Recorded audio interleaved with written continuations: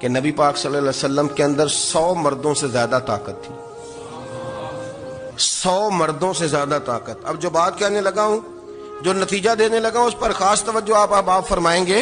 ذرا فکری طور پر، نظریاتی طور پر ایک چیز کو سمجھیے۔ ہم سمجھتے ہیں کہ جوان لڑکا ہے جی، جو مرضی کرے، عمر ہے جی۔ آپ ذرا بات پر غور کیجئے گا کہ حضور صلی اللہ علیہ وسلم میں طاقت 100 مردوں سے زیادہ ہے اور حیا کواری لڑکیوں سے بھی زیادہ ہے۔ ذرا اس بات کا تقابلی جائزہ کیجئے گا کہ طاقت 100 مرد سے زیادہ ہے لیکن حیا کواری لڑکی سے بھی زیادہ ہے۔ اس کا معنی یہ ہوا کہ جس ٹہنی کو پھل زیادہ لگ جاتے ہیں وہ جھکا کرتی ہے۔ اسلام فقط اللہ کا مذہب نہیں۔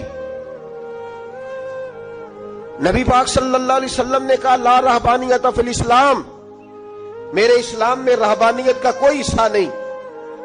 ایک آدمی جا کے صرف مسجد میں بیٹھ جائے، حقوق سارے چھوڑ دے، بال بچوں کو بھول جائے، اسلام اس کی حوصلہ افزائی نہیں کرتا، حوصلہ شکنی کرتا ہے۔ وہ والی صوفی کا درس حضور نے نہیں دیا کہ مسجد میں بیٹھو اور بس مسجد میں بیٹھو، خانقاہ میں بیٹھو، بلکہ نبی پاک صلی اللہ علیہ وسلم ہمیں بدر میں بھی نظر آتے ہیں۔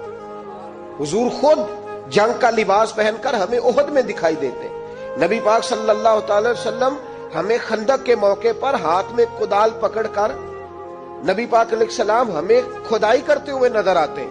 مسجد نبوی تعمیر ہو رہی ہے تو حضور ہمیں خود اینٹیں اٹھاتے ہوئے دکھائی دیتے ہیں۔ سارے کام حضور نے کیے ہیں۔ لیکن میرے بھائی یہ یاد رکھو، اگر بدر میں جانا میرے نبی کی سنت ہے تو غار حرا میں چپ کر کے بیٹھ کے اللہ کرنا یہ بھی میرے نبی کی سنت ہے صلی اللہ تعالی علیہ وسلم۔ اگر احد میں، خندق میں، حنین میں، میدان میں رہنا حضور کا طریقہ ہے تو غار ثور میں 3 دن اللہ کرنا بھی نبی پاک کا ہی طریقہ ہے۔ اگر سارا دن تبلیغ کرنا حضور کا طریقہ مبارکہ ہے تو ساری رات مسلح پہ کھڑے رہنا، اور صحیح مسلم میں حضرت عائشہ فرماتی ہے کہ قدموں پہ ورم آ جانا، یہ بھی تو میرے نبی کا طریقہ ہے نا۔ تو میرے بھائی اس کو کون اپنائے گا؟ میرے نبی پاک صلی اللہ علیہ وسلم نے فرمایا 11 مہینے جنت سجائی جاتی ہے اور پھر رمضان میں اللہ اپنے بندوں کے لیے جنت کے دروازے کھول دیتا ہے۔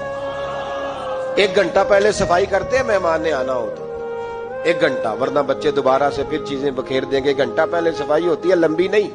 لیکن میرے نبی پاک نے فرمایا رمضان کے لیے رب کریم 11 مہینے جنت کو سجاتا ہے۔ چھوٹی بات ہے، روزے آ گئے، معمولی حیثیت۔ ہمارا اپنا جسم ہے تو ہماری اپنی مرضی چلے گی۔ ایک وزیر صاحب ہیں، پتہ نہیں میں ان کو جانتا تو نہیں، انہوں نے سینٹ میں تقریر کی ہے، میں نے ان کی بات سنی ہے۔ اس نے کہا نہیں بھائی، جسم رب کا ہے تو مرضی بھی تو رب کریم کی چلے گی، اور مرضی بھی اللہ کی۔ یہ مجھے تھوڑا سا مسئلہ ہے جسم پر، کبھی کبھی مجھے کثرت سفر سے الرجی ہو جاتی ہے۔ میرے ساتھ لوگ نا دل سے پیار کرتے ہیں، شاید ہی کوئی اچھا ڈاکٹر ہو جس تک میرے سنگی مجھے لے کے نہ گئے ہو، پر جسم اللہ کا ہے نا، مرضی بھی جب وہ چاہے گا صحت دے گا۔